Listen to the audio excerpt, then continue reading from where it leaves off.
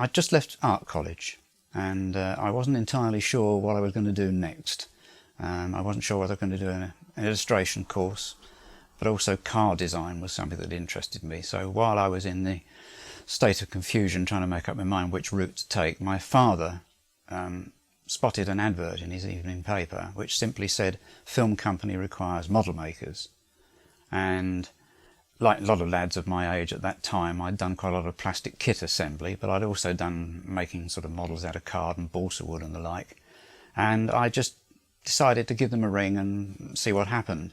And I went down about a week later for an interview, and I saw Reg Hill. I'd taken a couple of pieces of work which were designs for cars, one of which was quite elaborate. And I've got a feeling that maybe Reg Hill looked at those and saw something in them that made him feel that maybe I was the right person for the job. He promptly took me and showed me into where Derek Meddings was, and Derek took me around the special effects stage. I suppose it struck me as being quite a small place for a film studio. It seemed very, very busy, shall we say, and I was quite fortunate at that time because Derek obviously wasn't sort of having to do anything too much that afternoon, and on the way round showing me the studio, he took me into the projection booth, and I was looking over his shoulder, and they were actually running the first reels of Stingray, which of course was an eye-opener because I had watched Fireball XL5 before all of this, not knowing that it was anything to do with Century 21, well, AP Films as it was then. And of course seeing Stingray and suddenly it was in full glorious colour,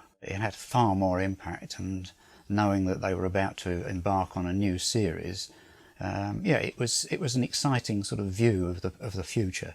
And I think the other thing that struck me about looking at the stuff from Stingray, they had the Marineville Command Centre thing there, and it was so small. And I don't know why, I'd kind of got it in my mind that film models might be a bit bigger than that, but it was quite small. But there again, the stage on which they were shooting in those days was not huge. And how we did some of the shots that we did in there, I have no idea really, looking back. So I felt this might be a job for me. But then of course went away and nervously awaited the arrival, hopefully, of a letter, which came again about a week later saying, yes, we'd like to offer you the position. And with that I was there, I think, about a fortnight later.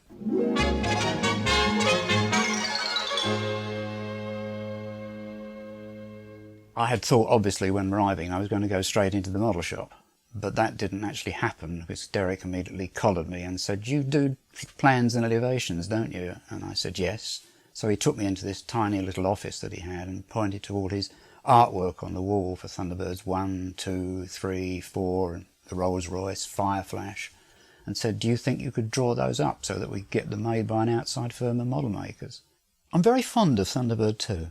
I don't know if anybody's ever seen the original piece of artwork that Derek did for Thunderbird 2, but if you look at it, it looks quite different because the front of it is extremely rounded and blunt. And Derek looked at the artwork and he said, "I don't know if you can do something about that shape of that at the front, can you?" So I suppose I can lay some claim to the fact that the front of the thing was me, even if the rest of it was Derek. So I spent the first, I don't know quite how many weeks, but it was quite a long time over there, drawing all of those up.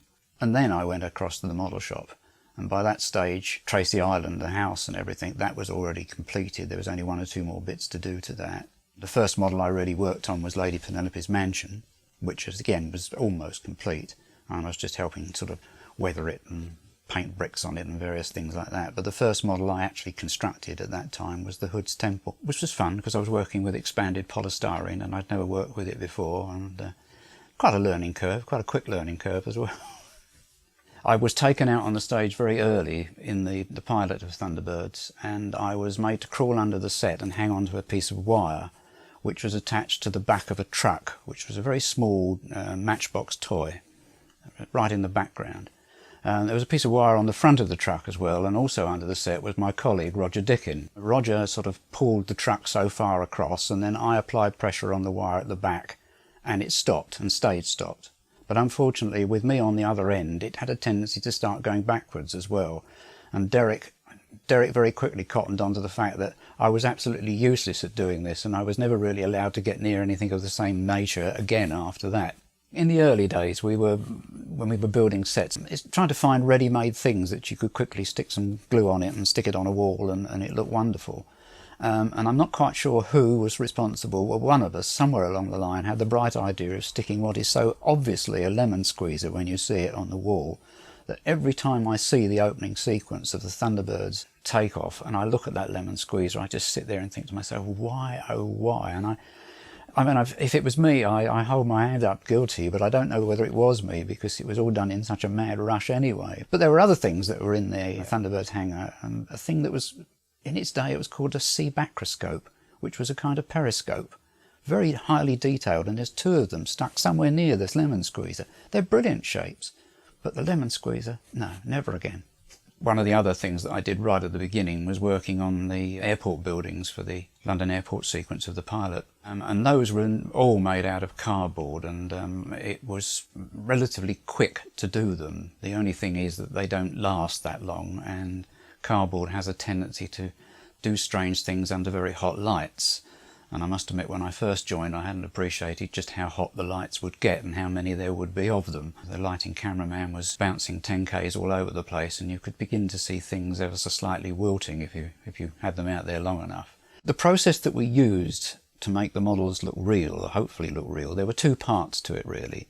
The first was the application of all sorts of bits and pieces, usually parts of plastic kits, that would be added to a basic model to create those little bits of interest that separate it out from something that's being very flat and plain into something that's got some detail. And once that was done, the other process was the actual, what was known then as dirtying down. I think the term these days is artworking a model. And this was the process of adding in all the panel lines, the weathering marks, the exhaust stains, the oil streaks, and all the other bits and pieces that would probably be there on the real thing.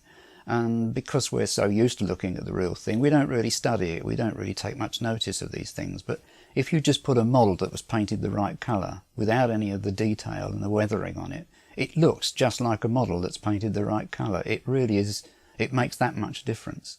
When a script came in, Derek would go and sit down with the puppet director, and they would go right the way through the film, and Derek would do little thumbnail sketches so that we kind of knew what the puppet director wanted. We knew what was going to match into their side of it. It still did, of course, lead to problems when, with the puppet side of it being in advance of us, meant that the art department, who were building the sets for the puppets, were always in advance, or nearly always in advance with us.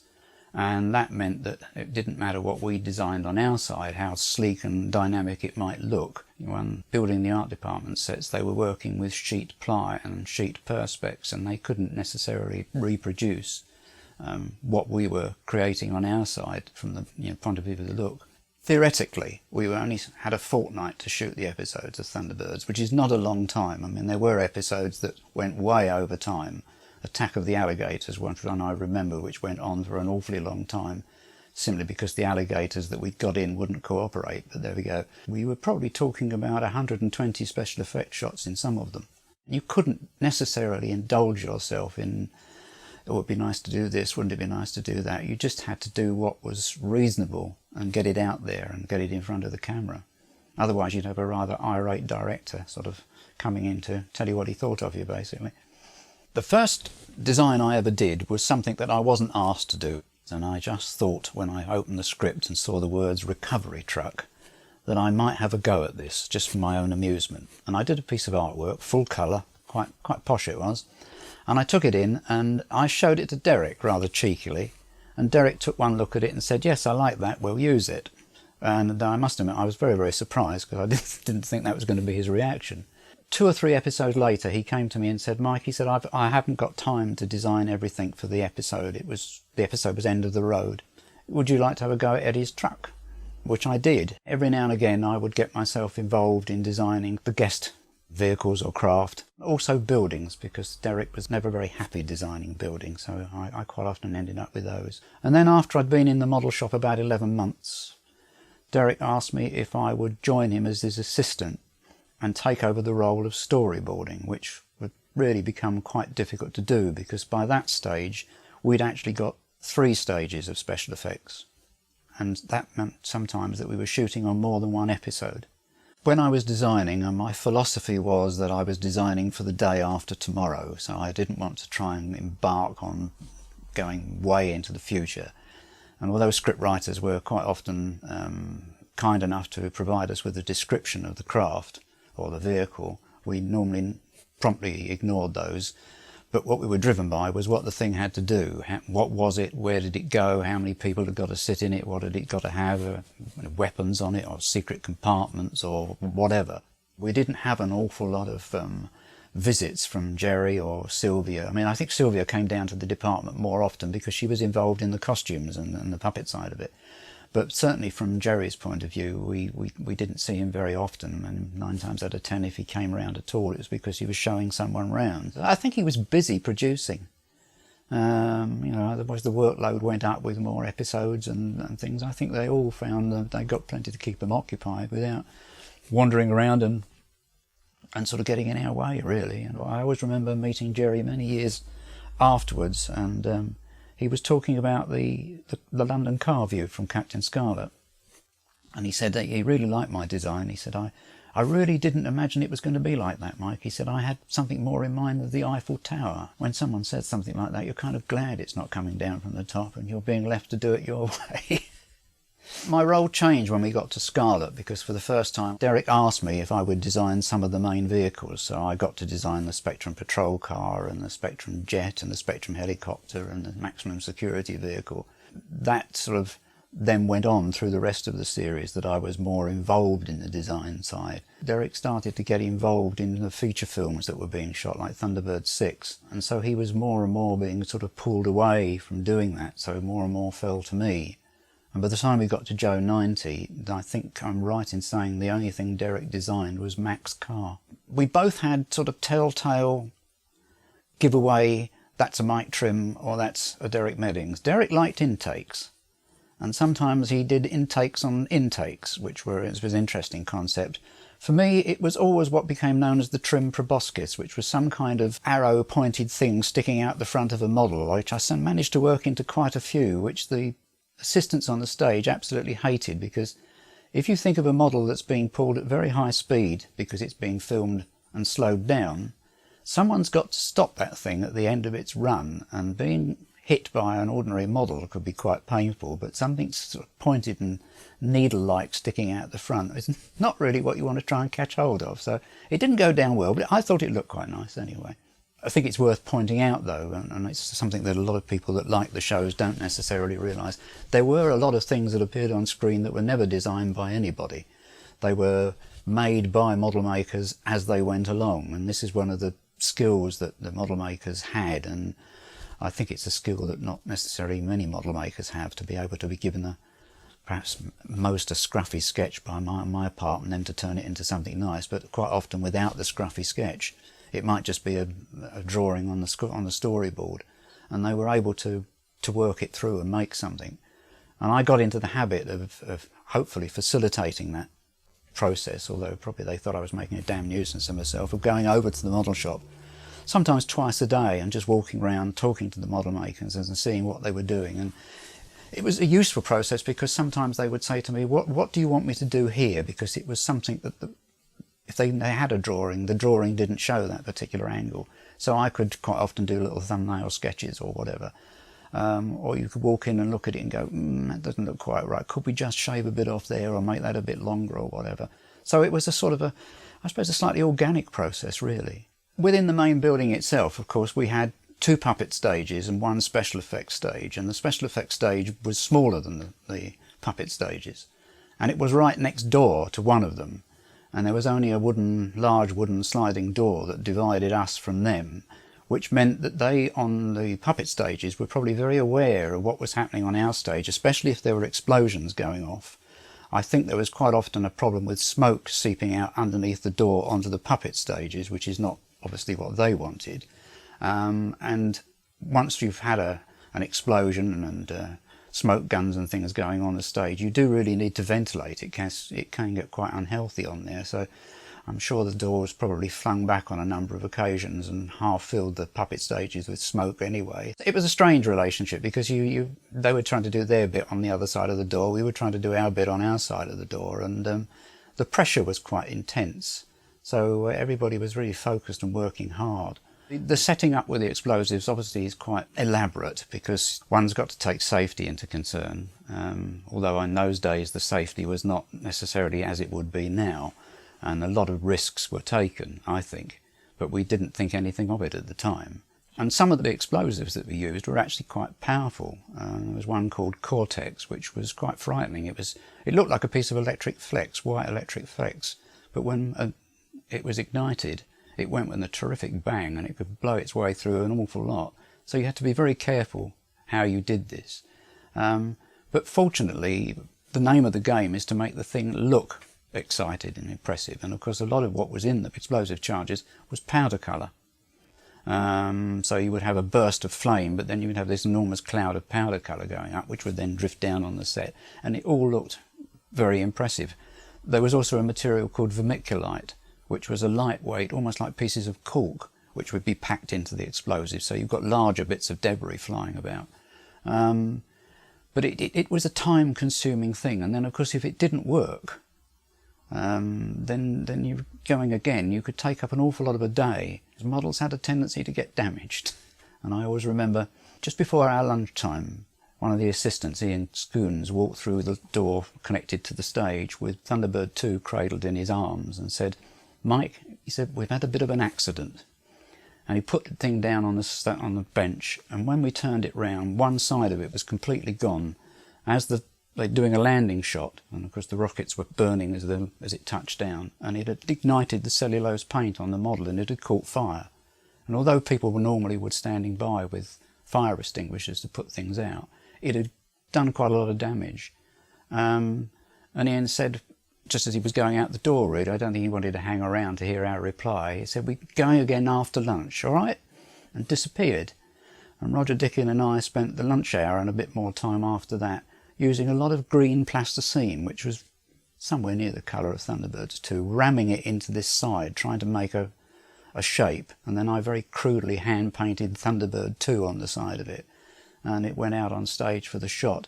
But we saw it at Rushes the following day, and you could not see the other side of Thunderbird 2, so we could have left it as it was. You wouldn't have known. But it's those kind of, we've just had a bit of a problem, or could you just fix this, that were the things that kept you busy quite a lot of the day. I think on Secret Service there was this slight shift, because obviously we were mixing what we were doing with live action, which was the first sort of major hurdle to get over.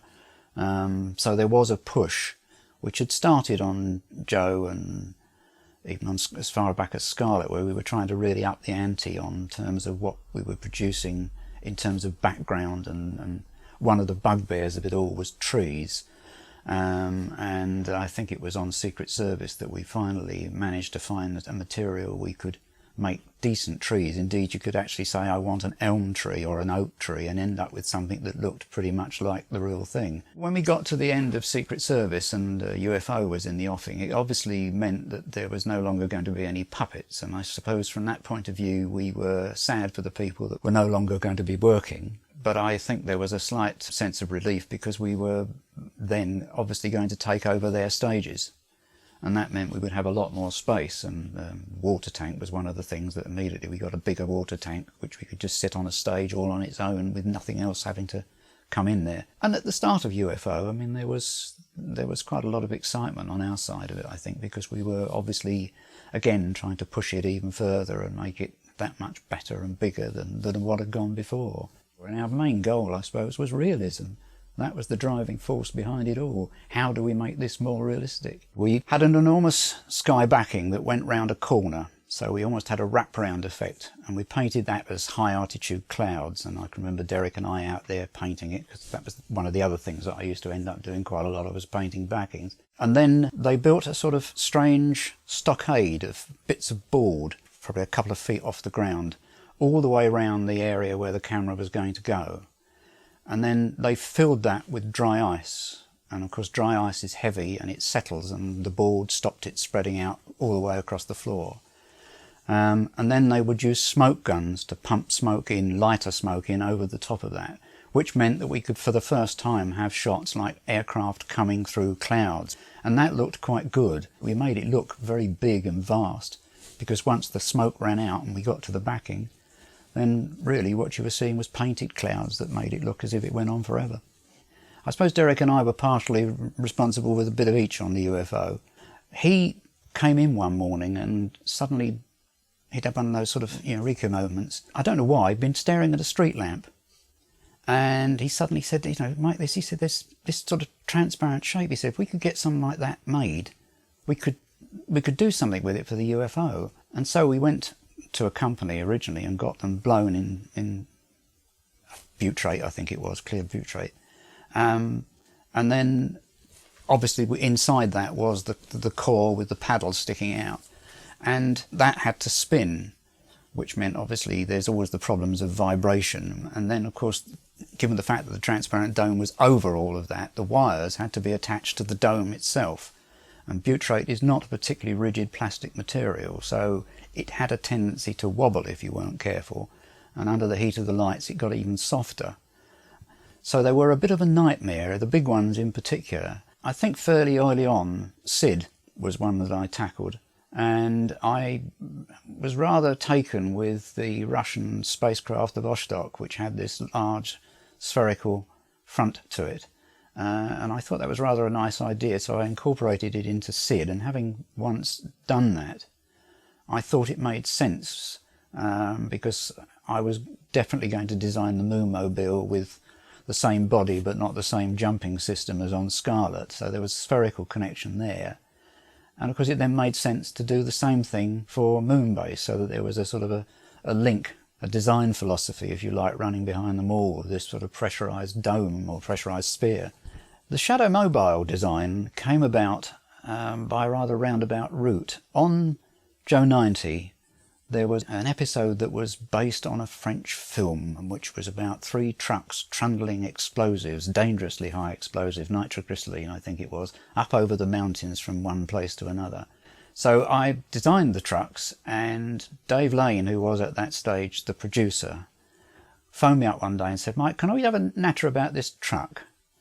And I went in, and I'd done what I normally do, and that's this sort of big, wide truck, like a massive windscreen on it. And he said, Mike, he said, we really can't have a set that big for the puppets. He said, it really won't work. They'll be sitting miles apart. Is there any way that you can make it smaller? So I did. I left the truck the same width, but I narrowed the cab down, which gave a quite interesting shape, actually, and meant that the puppets were then sitting virtually alongside one another. When we were still making UFO, I seem to remember that a memo went up on the notice board saying that the series was doing quite well, and they sort of firmly expected there to be a second series. So I think everybody sort of approached the end of the first series with that expectation. And then as the time went by, of course, it didn't happen. And bit by bit, the crews were let go. And slowly there was only a handful of us left. And I think what was more of a surprise was the fact that the end of UFO meant the end of Century 21. That I don't think any of us saw coming. And it was with great sadness that we suddenly realised that that was going to be where it went, because there was nothing else to go with. The saddest thing, I suppose, was that after the studio had officially closed down and we'd all left, I was approached by a chap called Bill Johnson, who'd been involved in the merchandising for Century 21. And he said he was going to, or wanted to put on an exhibition of special effects models at the big London store, Whiteley's. And would I be interested? And I immediately said, yes, I would. We went up and looked at Whiteley's and found this huge, great empty space with nothing much going for it, and thought, what the hell are we going to do here? And the first thought was, let's get in the car and go down to Slough and see what we can get in the way of models to bring in. And we arrived back at the studio on a nice sunny day to find the place absolutely deserted. The only person we found in all 3 buildings was Ali the cleaner. And the biggest worry of all was that one of the stages, what would have been the flying stage earlier on, had been turned into a model store. And it had big double doors that opened out to the outside world. And those doors were wide open. And Ali wasn't in that building. He was in the 2nd or 3rd building, I think it was. We finally found him. And stacked on the car parking area outside were a lot of sets that had been smashed up. And obviously the place was open to anybody to come in and filch. I'm surprised there was still stuff there for us to take, quite frankly, because over the back of Century 21, across the other side of a playing field, was the Brickworks Council estate, and the kids there were fairly notorious, so I'm sure some of the things disappeared and that's where they went. And so we took models and we went and put the exhibition on at Whiteley's, and then when we came back we put it all back where it was and left it. And now I really wish we'd just been a bit naughty and decided to keep some of it, because I'm sure most of it never survived. I don't know, it was one of the saddest times of my life, really, because I think there was probably a couple of hundred people all involved at Century 21 one way or another, and suddenly it was all going, and there was people with all sorts of skills that were probably no use whatsoever in the outside world, having to think of what can I do to earn a living. Because at the same time the film industry more or less collapsed. The Americans decided it was better to make films at home rather than in Britain, and the money was withdrawn. So it was not a good time. My dad said to me some stage during my time there, if someone gave you a clean piece of paper and asked you to write down your perfect job, you're doing it now, aren't you? And he was absolutely right. I was in seventh heaven. Yes, it did get a bit gutty at times because of the pressure, and I must admit I nearly folded at one stage with, I was trying to be all things to all people and do more jobs than I should have done, really. And I had a couple of weeks off and came back and found that I'd got 3 other people helping me, which rather suggested how much I'd been overdoing it in the first place. But overall, I wouldn't have changed it for the world.